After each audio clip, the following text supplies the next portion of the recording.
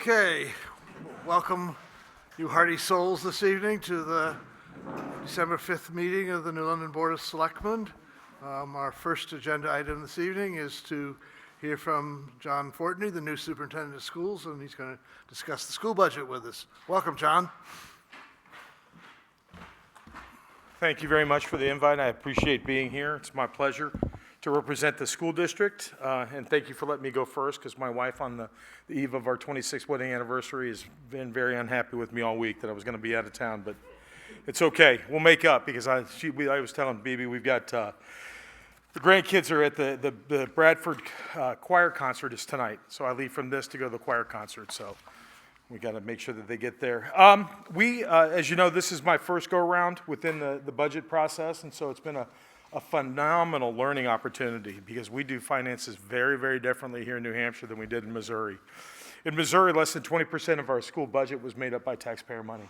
So you made decisions a lot differently than you do here, and you have to be cognizant of those things. And I think the biggest piece as we look at some of this stuff is making sure that as I step into this new leadership role, that the board and the school district is very transparent to the community about what we're doing with their money. One of the things we lauded ourselves, and I did with my financial work in Missouri, was that we used money that we had to, and it wasn't fluff. We took care of our students' needs, and we addressed the wants when we had the ability to do so, and I think we continue to do those kind of things. And so it's being very cognizant of those items. So the January 4th will be the deliberative session, will be my first one.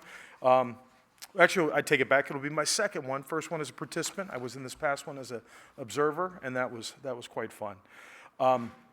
So that'll be, I believe, 9 a.m. at the high school there in the auditorium. And the winter, if we have snow, that we have to move the date, would be the following Saturday on the 11th, same time, same place, same bet time, same bet channel. Right now, we've got 4 warrants on the slate. There is our budget warrant, which I'll speak about. There is also a ratified, both by the KREA, our teachers union, and the school board, collective bargaining agreement that will be before the voters. And then 2 trust items, both adding $100,000 to a capital improvement trust and then a roofing trust. Both of those trusts, we've had great questions and great conversations with both the municipal budget committee within our own board.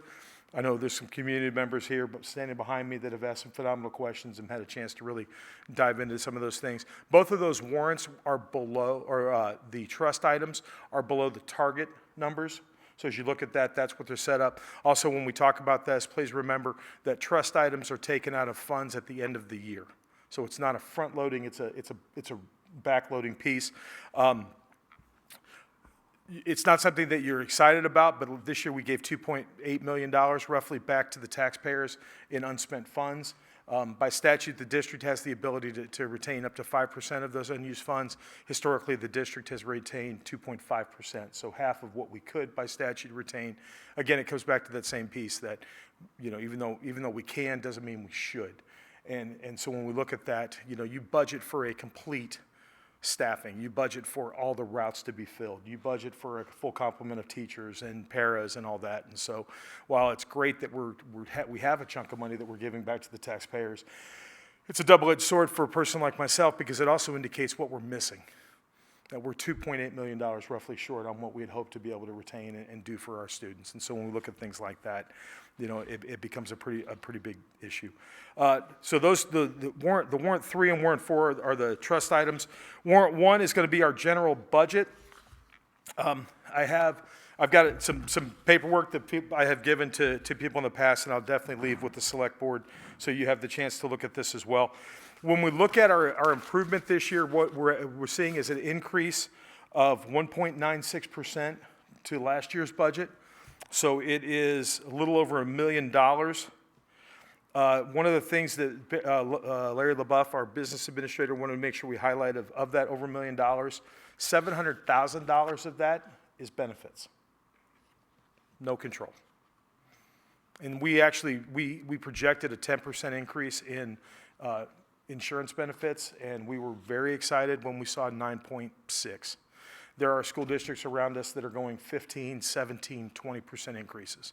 So for us to be in that, but when we talk about controllable items, those are things that are basically out of our control when we look at that. So So of that 1.96%, or one of the tried to highlight, this is, and I'll show this around. This is the average warrant budgets that we've had from the 2017-2018 school year all the way to this current one. The average that we've done is 3.77%, and we're coming in with both the CBA and the general budget at 3.54%, so we're less than the average. Now, it is a little skewed because, as you probably remember, the 22-23 school year, we had a 7.87% budget increase, which obviously hurts, and then the following year was a 5.78% increase. So if we take that, and that's combined everything together. So we were below the average, but we would be, if you if those 2 years had averaged out, we're probably, say they were at 4%, you're going to be right in the ballpark of that adjustment. We've had some pretty big reductions in ASP facilities being the main thing. Part of that is, as you remember, if you don't, then I'll remind you, last school year, the school district commissioned LaValle Brensinger, which I think you're familiar with their work, just a little bit, to do a long-range facility study, a very in-depth look at what we have facilities-wise. Part of that is the bond that is currently being paid off that paid for the middle school is going to be finished here in the next couple of years. And so we wanted to make sure as we look at that, we have within 7 districts, 7 campuses, or 7 towns, 7 campuses, we've got some pretty deep needs across the board. An example to you would be what we were talking about earlier. We had slated this past summer $1 million to do some repair work on the high school. And when we figured out that $1 million wasn't even going to touch what we needed to do, that we were probably more in the $6 to $10 million range. And so as we look at that, obviously the big question is a leaky roof is one thing, a catastrophic roof is another. So making sure that we've had some adjustments, and there's been some corners that have been cut and things over the years. So we've got that shored up. So we know we're going to have some leaks, but it's not going to fall in on anybody, especially not tonight at the concert. There's some explaining to do at home. But some of the things, like when we look at things like the middle school, when the middle school was built, there was some problems that were done. They tried to cut some corners and costs because that you make business decisions. And so what happens is you reduce the number of drains, for say, on top of the middle school. But what happens is by doing that, you increase the water retention, and then a 30-year roof becomes a 15-year roof. So every roof in the entire school district needs some kind of repair work. They're not catastrophic. There's not things in place that's going to hurt children, but a leaky roof is an annoyance. And so just in some of the short examples. So we've got that group doing a long-range study. We just got the first report. I think Brett told me this morning. I think it was 180 pages, so we're waiting to dig through that. Of course, he got that at 8, and I asked him if 9, if he had read it yet, and he kind of gave me a side look, but we'll have more information that we'll be able to present to the select board and the community as we dig into that. But we've had some pretty good conversations with both community members and staff, board members. There's been a trend to take in all the voices and look at things like that. So because of that long-range study, we've reduced the number of real big want projects that we wanted to do facility-wise, and we really have addressed needs. We've got to have, right now going on behind the SAU and behind New London Elementary, that we were the recipient of a grant for the generator, which helps make the KPDC, I think it becomes an emergency center for the town if it needs to be. So the snow's kind of hampered a little bit of that construction, but we've got that work going on. And so in places where we can get stuff done, we're taking care of that. We had a furnace go out at the SAU. Got to have hot water. It also found out that it affected some of the kitchen at New London. Those are necessities that we have to try to make things happen. So when we look at stuff like that. So coming into the budget, I was able to sit with our budget group this last spring when I wasn't officially the superintendent, but I was able to sit on those meetings, and we addressed a lot of the pieces when we talked budgeting across the board. Is let's address our needs, and let's talk about our wants at a later date because of the fact that we knew what was going to be coming down the road as we look at those pieces. So a 1.96% budget increase on operating that, when $700,000 of that is really out of our control. That's just what we need to do. We feel like we're in a pretty good place. I asked Larry LaBeouf, I said, if we took the $700,000 out, how big of a budget increase it would be? Based off the other stuff we have in place, it would be a 0.5% budget increase. 0.57, I believe is what he said, which puts us in a pretty good place. But again, we want to be good stewards. The second piece I wanted to talk to the select board about tonight was our CBA. Collective bargaining agreement itself. The first warrant is about $850,000. It's the largest warrant that the district has ever negotiated with the union. It does some pretty significant things. Number one is it sees, our starting salary right now is a little over $41,000 a year for a teacher, college educated. This first move with the new warrant brings us to over 45, close to 46. I would say it's not lost on anybody in the room that housing is a concern for people, our first responders, our teachers. When we built a budget and we looked at things like that, they asked me what I wanted, and I said I wanted to be able to bring people close. I know that it's difficult. I live in the community. I live in Newberry, and know how much it costs to try to rent a place here.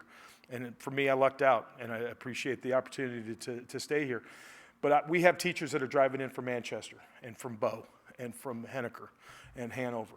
And those school districts are also needing teachers.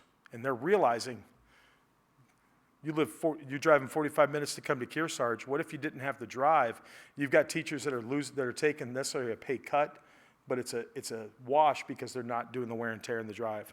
And so our goal is when we look at the size of the district, we've got folks that are driving 45 minutes to an hour just to be in the boundaries of the district, not even next to where they work or in the parking lot.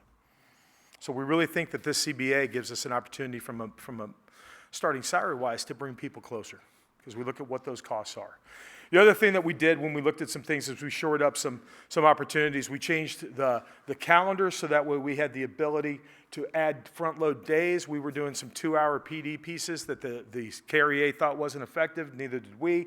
So we captured those hours, and we're going to add a day at the beginning of the school year so we can focus on our special ed population and try to really improve on some of the legislative things that we've seen. As everybody knows, all these folks in Concord are making rules for us, but they don't know how it impacts us, and so we've got to figure out a way to make those things happen. The other piece that we saw too is we were, with their agreement and their support with KREA, is we renegotiated some of the funds and some of the professional development resources that we have. We are recruiting more and more people that have less and less training. So we're seeing folks with alternative certifications that we're putting in classrooms. And unfortunately, we're seeing those in a lot of places in our special needs classrooms. And we can't have that. So what we've done is we've got, if this is able to get passed, we hope it will, that we will then be able to divert some funds for training for those new folks. And as we look at our salary schedule, top end things got big. But what we did is we went 45, 46, 47 are the first 3 years on each of those, or $1,000 apart. Because we're going to invest in you with some of the funds that we would use to get that training, to make you more marketable, to make you better off in our district. And then that also gives us 3 years to make a determination, do we want to make $1 million investment on you for the remainder of your career? So it serves both purposes. We look at that, and we're pretty excited about some of those opportunities. Also trying to rehash some of the things that we looked at with the number of degrees that people were getting within the district. And so now we have, we want people to move. As you look at our salary schedule, we talk about the idea of moving right as you get better education. Education is one of those wonderful careers that if the more you go to school, the more we're going to pay you. Not always guaranteed in the private sector, but in the public school we have that. And so as we do that, we were having folks that were basically getting trained to almost leave the profession. And so we've captured that. So people, we want the advanced degree, but if you want to do anything more than that, it's on your dime, not on the taxpayers. And we're really working hard with our teachers to ensure that we're doing the work, that they're getting a degree, that if they're getting a degree, it's because they need it, because of the alternative certification, or it's because they want to try to make an advancement and do some better work within us, like a speech pathologist or a certified behavior analyst. BCBA. I'm so used to the ed speak. It's so hard not to go into the education speak. So I'm trying really hard not to stay in there. So we feel like there's some very good things in that place. And the thing that I'm proud about is the fact that with both of those warrants combined, we still come in at 3.54. So we're below the overall average, even with those 2 bad years in. Because that was a point, it would be, as a standalone, that warrant would be like a 0.9 on the budget. So we feel like we're making the moves that we need to make. We feel like we're making the adjustments that need to do to make us more marketable. And then the other part of it too is also making sure that we've got things in place so we become a destination district for people looking here, because they're going to grow here. They're going to take the job, and even if it means maybe a pay cut, which we hope it never does, they're going to see the value in the things that we're doing here, so we can say that we're putting our money where our mouth is. Questions?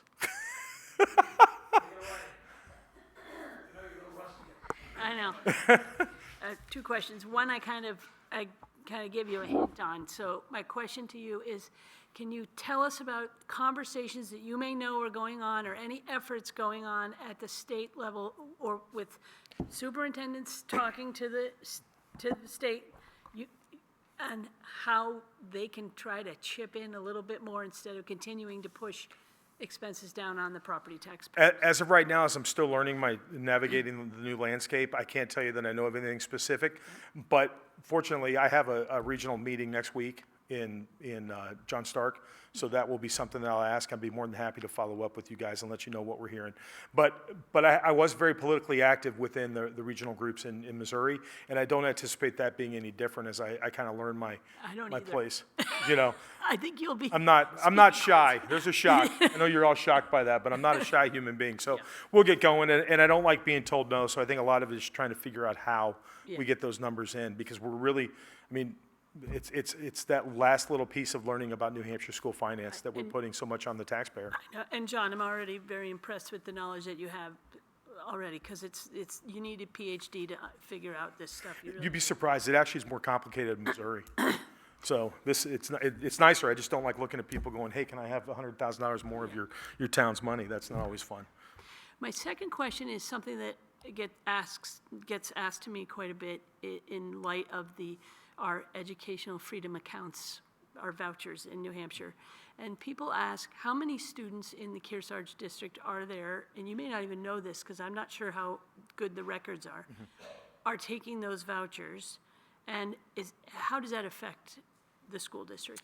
I don't know the exact number. It's like homeschooling kind of crazy, piece. Once they announce homeschool, again, different state. Yep. In Missouri, you had to announce every year you were going to continue homeschooling. In New Hampshire, it's that one letter, and then you're ghosting. Right. And so trying to figure some of those things out. I guess the way for us, and I did ask Larry about this, because there was a question about parents that were homeschooling that were still engaging with resources the district was providing and taking advantage of that EFA account. And so we're still trying to navigate some of those things, because I'm trying to wrap my brain around okay, you want to homeschool your kid, you want the money from the state, but yet you still want to engage in the taxpayer piece, which is fine, but we should charge you for some of those things. And so we're trying to figure out how to identify and isolate where those monies go.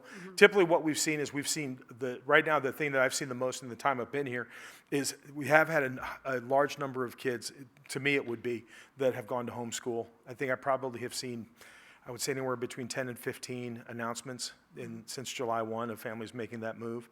And the other piece that we're seeing is trying to, with the best interest determinational piece, when families are saying, I need my kid can't get a education in Kearsarge, we want them to go someplace else, and we want the district to pay for it. So we've been kind of battling through some of those pieces and making a determination, which has been nice, because both of those financial pieces give me the opportunity to dig in deeper on how we do it. So they're great. I wish I had better answers for you, other than I'm aware of it, and we're trying to figure out how to identify those folks. Yeah. So I'd be more than happy to try to do a follow-up conversation and see what we can do. I am open to come out and answer whatever questions community wants to hear whenever. Tell me the question you want answered, and I'll try to get answers to you either through email, but it's always fun to talk in person. Okay. Thank you, John. No problem. You'll probably get some on the 4th of January. I believe that. I'll make sure I'm rested up that day. Janet? No. So John, Yes, sir. one of the issues that has come up over the years in the schools is the structural question, the number of schools, the number of non-classroom personnel, and so on. Have you taken a look at that yet? And particularly, people talk about the Sutton Elementary School. That's one of the they also questions talk that'll get about answered. the I'm number not of going to people- bring up those words, because it's like Voldemort and Harry Potter. There's certain things you don't talk about. I just but did. but when we look at that is some of the things that we hope that long-term study from La Valley Brensinger is going to help us answer. When we look and say, I mean, does our population need 7 campuses? Those we can talk about, and those are some of the questions we have. Some of the things transparently, there are things that are genius within the charter that was created for the SAU. some of the taxing burdens, the non-default budget, things like that that are wonderful. Some of the things that become problematic is is that for a school to close, the town that impacted has to vote on it. And you're talking about, in certain areas, you're talking about deep-rooted neighborhood, what would be considered in Missouri neighborhood schools. And so we have to figure out how do we message what the needs are within those buildings. If we were to maintain, what does that look like financially? Yeah, we've had a number of conversations. We look at staffing and what we went to a regional middle school and a regional high school. What would a regional elementary school look like, and where would it go? You know, there's some of those conversations, but never a thing. I'm not going to stand here in front of you going, I think, because this may be the last time you would see me if I say things like that. But we want to make sure that we're doing our due diligence within those conversations. And so what we anticipate happening from LaValle Brensinger is they're going to present us with a myriad of options based off the fact-finding and some of the visioning that they did within the collective groups over this last semester. And then from there, then we can present things to the public and to the board to kind of see what do people think is going to happen. I mean, could we repurpose? You know, you look at a place like we have two. It's interesting to me to have a central office. In Missouri, we call it a central office, the SAU, that's at the north end of the district instead of centrally located. Does Sutton serve as a possible SAU? Does Sutton serve as a regional preschool instead of two places? I don't know. I think there's a lot of great possibilities, but at the end of the day, the pieces that has to come down to is how much is it going to cost and who's willing to pay for it. And so I think what I would love to do is once we have better ideas from LaValle Brensinger on some of their options, for sure come back and present to you guys what they're telling us, and so that way we can go from. I mean, it's just transparency. I got there's no hidden agenda. There's no nothing. When we talk about it, I'll present it to the public. So the issue of the multiple campuses, buildings, or whatever is one, and then it translates also to your staffing. comments earlier about pushing off, making some of the big decisions about capital spending. Well, and I think, yeah, I mean, we have to kick that can down the road a little bit until we have a better view of what's going on. But, I mean, transparently, you could take, right now, when you look at enrollments, and these are all 91A numbers, you could request this right through my office. You could take the entire population of Sutton and move them to Seamans in Warner and not have to employ anybody new at Warner. We've known that for years. I just yeah. wondered, And wondered how you were feeling about that. Well, and I think a lot of it is again, it comes down to the idea. My job is to take the lead from the school board in active vision that I presented to them and try to move forward. If it's in the best interest of our students and our community and our taxpayers, then I'm all behind it, because I'm used to building the airplane in the air. This is awesome to be when the airplane's on the ground and I get to say, this is where that goes. It's a great place to be, because I'm used to making those corrective actions. I will tell you that I see the merit on both sides. There's a deep-rooted emotional connection to schools. When you're talking about a school in Warner, the age that it is, what loses you communities is when you tear down icons. I'm not looking to do anything of that nature. Or when we talk about the connection people have with Sutton.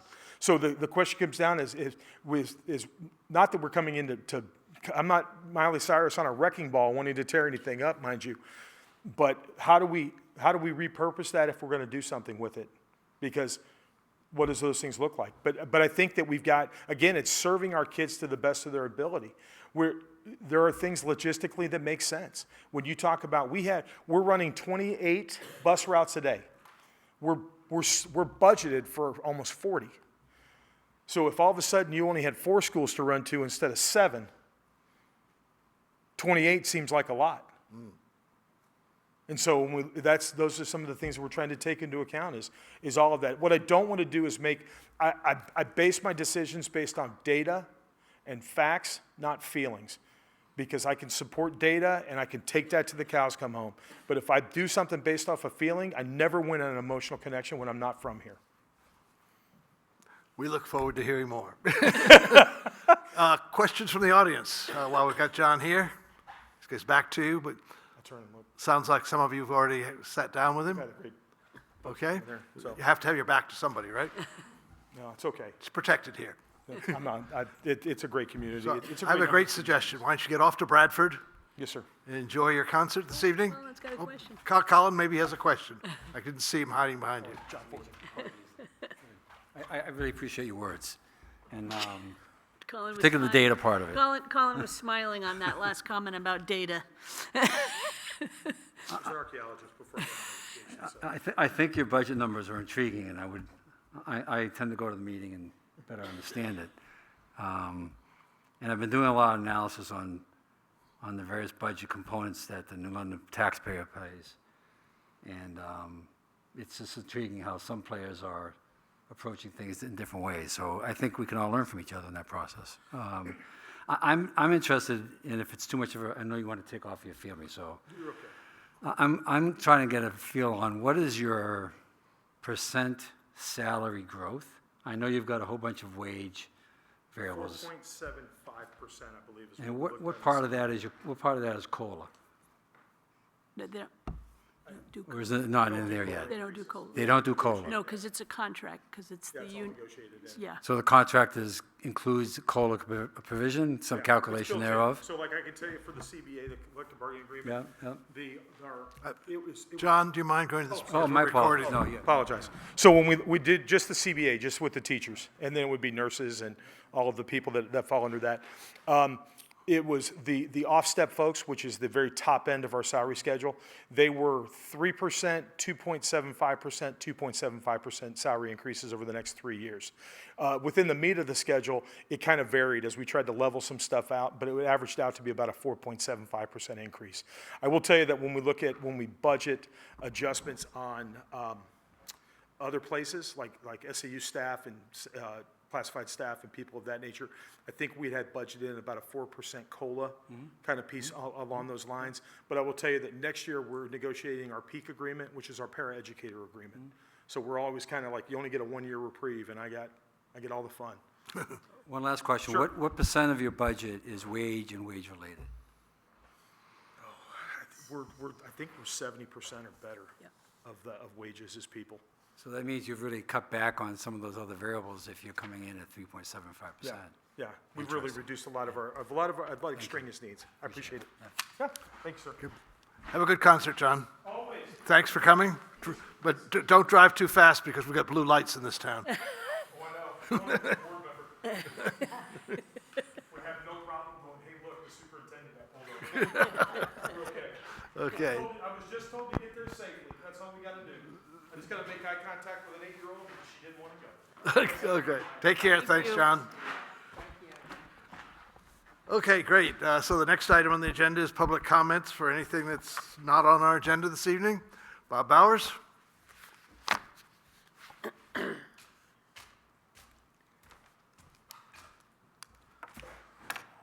evening. My name is Bob Bowers, and I'm a resident of New London. First, I want to thank Superintendent Fortney for his presentation. That was quite instructive. I have 2 inquiries for the Selectmen. We had a heavy snowfall on Thanksgiving Day, and we have just had another snowfall to deal with. On behalf of all of the residents, I want to thank our DPW employees for going out on a vacation day to plow our roads and make them passable and safe, and for their continued work in the following days. It's a reminder of what a great town we live in and what great employees we have. That event reminded me of some of the needs Bob Harrington, director of the DPW, has addressed to the town.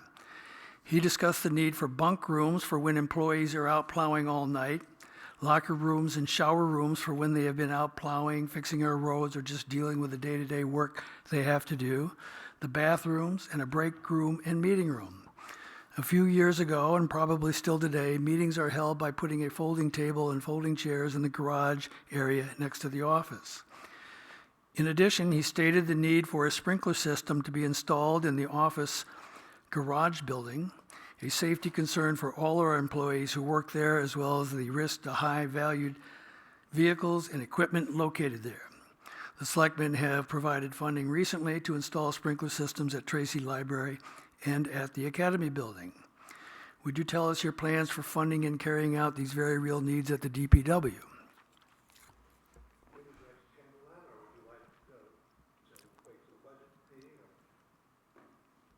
I know I would agree with the issue of bunks. When I came here in 2011, I thought that they need place to sleep. I came from the town of Carrollyn. We had beds for them to sleep in. So I would say it's definitely a budget issue. We're working on the building's asset plan, and I think that all the building needs are going to be addressed and have, going forward. But I think at least with the issue of the bunks, with the issue of meeting rooms, like any other town department, meetings can be held and are sometimes held in Sid Crook or here. So departments do switch around. We don't force people to meet in a little teeny room if they don't want to. But I would agree that each department should have their own training room, meeting room, bathrooms. They do have one bathroom there, and they have a shower in the big garage. But certainly, I think the facility could be better. No question about it. So is there a plan to take items like this and line them up as a sort of a grid, and these are things that we need to do, and here's how we're going to approach it, and here's how long it's going to take, and here's how much money it will cost? And Yep, that's the iWorks program. Yep. because it's not a CIP plan, because that's got a lot of other stuff in it, but this is a planning tool to say, here are things we need to be doing, here's how much it will cost. Yep, So that's on your agenda. That's the iWorks program that we're buying. Frank Anzalone's going to start to do the Okay. input of all of it. So, yeah, it's definitely, the Public Works people, they work, Yeah. they can work 20 hours straight plowing roads. So if this has been a problem since 2011, and I know it's been an issue that was raised by Bob at least 3 years ago, maybe 4, can't we get this under control and get working on it? Can it be put I think the there? selectmen are working on it. I think the iWorks program is going to Okay. be the start of that. I think that, any town, you can look at things and say, we should have done this or that. I think the needs of the town are many, and I think the taxpayers often say we should do things. I remember when I was in the Academy building, and we finally recited that after many years, and I think it's just choices. Budget committees have to make choices about which things they can support, and the same thing for voters later on. Things can't be done all at the same time, and you talk about wants and needs. I think that taxpayers make the decisions they think are best at the time, and the Budget Committee and Selectmen together guide the town meeting on those decisions. Okay, I understand that. Could you, when you get that framework set up, that spreadsheet of what needs to be done throughout town, including these, is that something you can put on the town website so people can take a look at what it is we're thinking about and what we need to do? Oh, absolutely. Once we have documents, we put them on there. No question. Okay.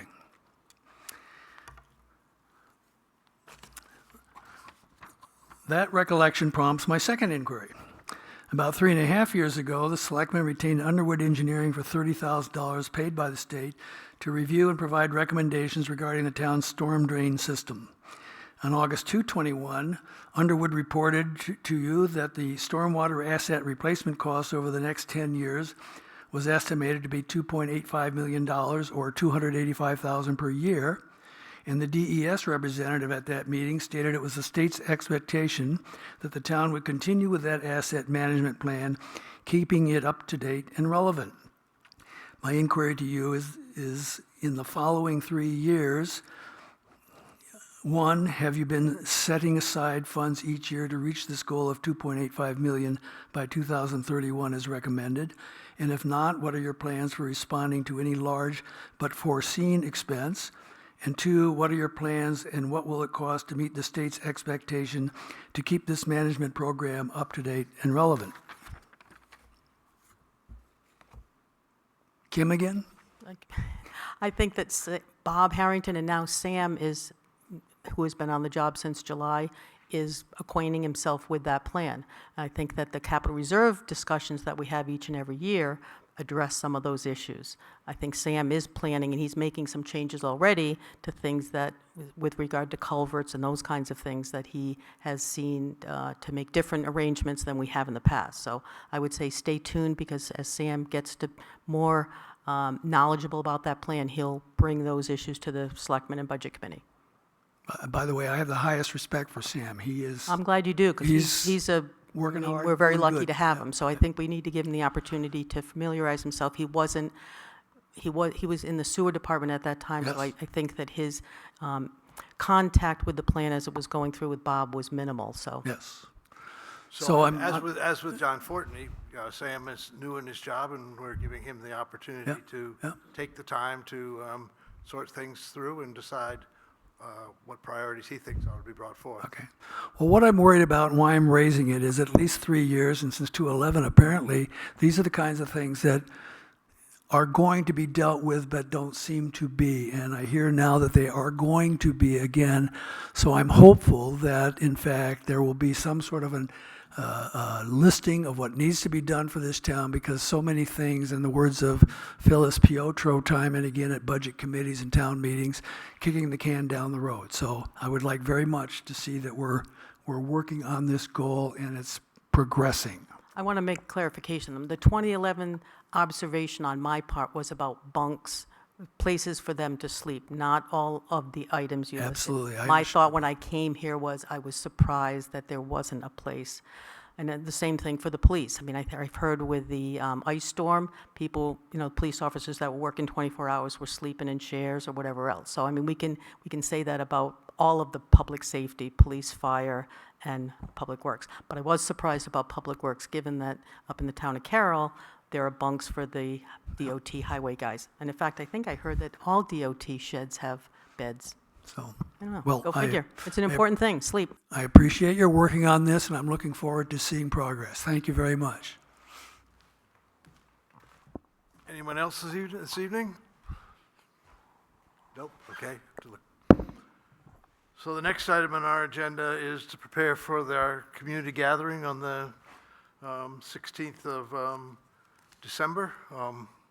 Seems to me we have, obviously, the Police Facilities Advisory Committee is going to be the dominant part of that, and I think we'll know more about how we're going to proceed with that after Monday's meeting. Is that fair? Reed? And then I assume, Bibi, that you and maybe Nick are going to bring forward the septic tank issue. Have we talked to Nick about making sure he's going to be available? I think yeah, I'll confirm with, yeah. A lot of times he has last-minute things that come up, but we can check with him. Yeah. So, given the time that we have, my guess is that we may have some other short things that we want to do, but those, I'm going to guess those are the two dominant things, unless either one of you have other thoughts. Janet, do you think it's necessary to bring up the Kelsey lights in that meeting, or? Well, I think it's important to mention that it will be a warrant article. Okay. And there may be another one as well. So, That won't be a warrant article, it'll be a zoning. I mean, a zoning, ordinance, yeah. something for somebody, for the town to vote on. Yeah. But I think that obviously it should be explained. And then I guess there's the question about whether we want to try to educate the taxpayers about why their tax bills look like they do and that sort of thing. Is that something that we want to try to do this way, or, I mean, periodically, this has been done many times before, but we have a lot of new residents in town who may not understand why we approve the budget in March. We start the fiscal year in July, we set the tax rate in November, and then we send out tax bills. I have to catch up. I'm happy to take that if you want me to, because I think you had me do the reassessments last meeting. And I still am the young one, so I'm happy to take it again. And I know that Will has mentioned that when the new tax bills came out, he was still continuing to get phone calls. And, that people don't live it every day like we do, so I get it. That's true. I'm fine. I'd be happy to work with you. I was even thinking that maybe we might, at least I would take my tax bills for the last couple of years and actually show how one citizen actually went up and down and around, because the other thing is that as this nice chart that John has showed us, you get some years that are way up, and then you come back down, and I think, we've had a couple of up years, and now we're working down closer to 4%, and I think that's all maybe another visual aid that we might come up with. If you want to work on that on the airplane, I'll work on it, and we can compare notes when you get back. I was just talking with Lynn about how we can use Questica to make some nice, pretty charts and things like that, so Beautiful. visuals are a good thing, yep. And I assume that we're going to be sure we can have the screen this time so that we can show some things on because I think certainly the Yeah. police advisory I group think and they have a, are gonna planned have a lot of- presentation, yeah. things to show, so. Anything else, Janet? I think that's going to fill the time up. Yeah, BB, anything else? nope. Okay. Audience, anything else you think we ought to be covering at that meeting? Okay, seeing none, I'll move on. New business, Coalition Communities Memorandum of Understanding, the MOU. We've seen that, we saw it before the meeting. Any further comments on it? If not, I'll entertain a motion to approve the MOU as presented to us. So moved. Second? All in favor? Aye. Aye. Kim, you're up. Really, I don't have much to report. We had the Budget Committee, oh, I guess I won't say that. BB might want to talk about the Budget Committee.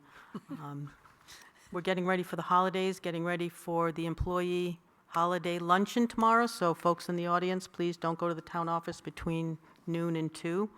The annual luncheon will happen here, and the employees thank the taxpayers for such a nice luncheon. So we are working on that, and that's about all I have. Just getting budgets ready, end of the year. Those in the audience, if you're part of a group that submits a report to the town report, please get it in by the end of the year, including selectmen. You guys have to do your report as well, so I appreciate early submission, because it takes a while to get the town report together, so sooner rather than later. Thank you. Yeah, my plan is to work on that over the holidays and pass it by you, maybe a draft at our next meeting or first one in January. Don't want to jump the gun because the police thing is such a big part of it. Committee reports. Janet, you've got a few, I know. Yeah, we had a Board of Fire Wards meeting on Monday, and Jay reported that the utility truck is almost ready. It should be at the firehouse within this month, and they will sell the old utility truck, and the money will be returned to the town. They discussed the ongoing issues with staffing. Currently, there are 43 members of the fire department. They reviewed fire safety inspections and are working on a short-term rental ordinance for the town. And there was a question of whether the select board has the power to mandate short-term rental rules and septic rules. Are those things that would go to the voters for approval? No, the septic rules are going to be a health officer ordinance. Okay. And the fire department, they're talking about doing the short-term rental ordinance as a selectmen's ordinance. There are ordinances that the selectmen can adopt. Okay. That will take public hearings and things like that, but yeah, that's the way they want to do it. The benefit there over a zoning amendment, which is voted on at town meeting, is then it can only be changed each year. And so selectmen's ordinances can be done by selectmen after public hearing, but it can be changed more often. Okay. And there will be a work session with the fire wards on December 10th at 10. Okay, and then yesterday there was a water precinct meeting, and there was a review of the water line replacement project. It came in $500,000 lower than it was expected to, although some of the money will be retained to make sure there are no future issues with the system. It was noted that this was the lowest bid by about $500,000. Still, the state might have some issues with when they covered up Main Street, when they, filled it in. The project was bonded for $4.8 million, and they had to borrow all of it as they couldn't find a local bank to borrow the money from. The evaluation of the wells on Colby Point has started, and there probably won't be any report till next spring. The work being done will show how efficient the current wells are. Commissioner Jakes noted there are various opinions about increasing water capacity, whether off Colby Point or another location. The Clevelands are willing to expand access on Colby Point, but urge that conservation measures are implemented. They are checking pipes in all homes to make sure there are no galvanized or lead pipes. This is a mandate made by the federal government. They are only checking from the curb of the property to the main line, approximately 1,300 homes, so you can imagine all that's happening.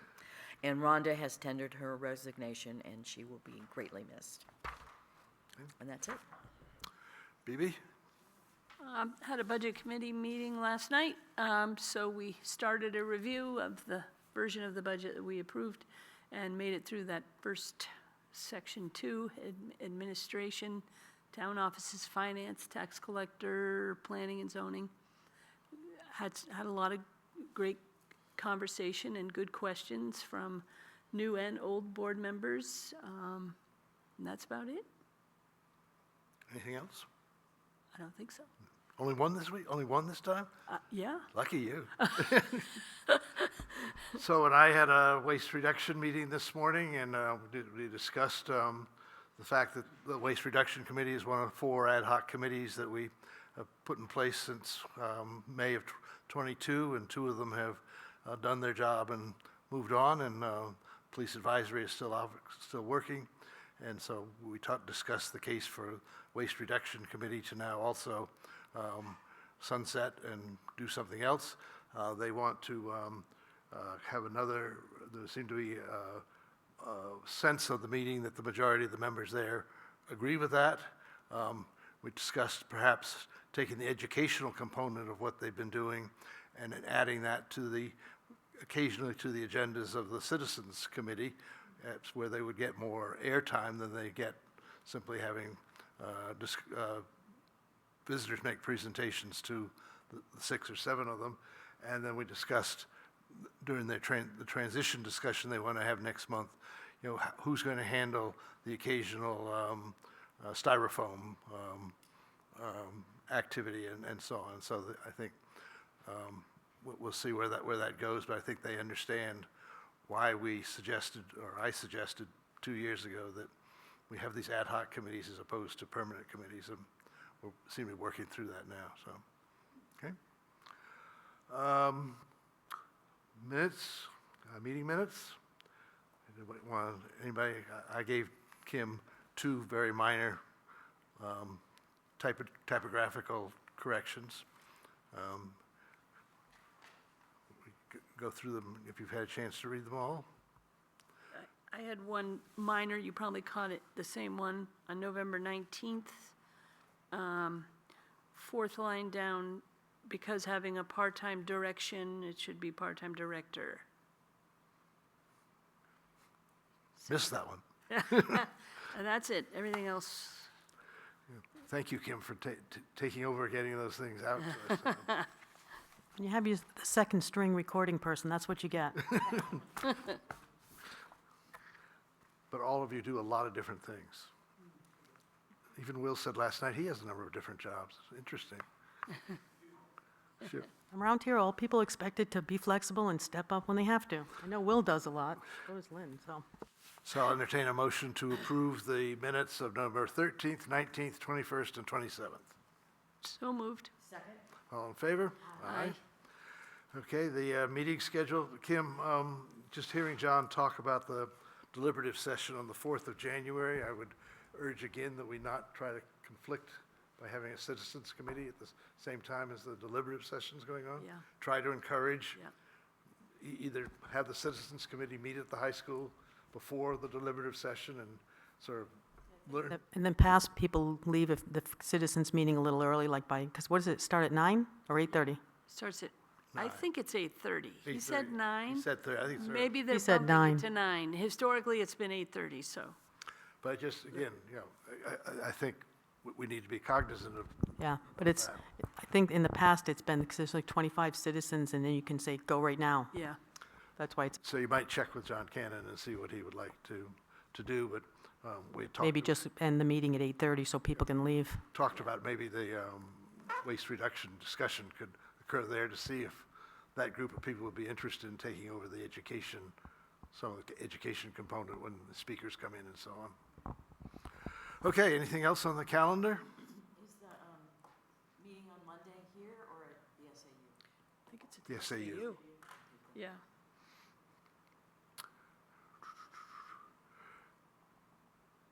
Okay, other business? Okay, we will sign the pay vouchers and so on, and that's, call it a wrap.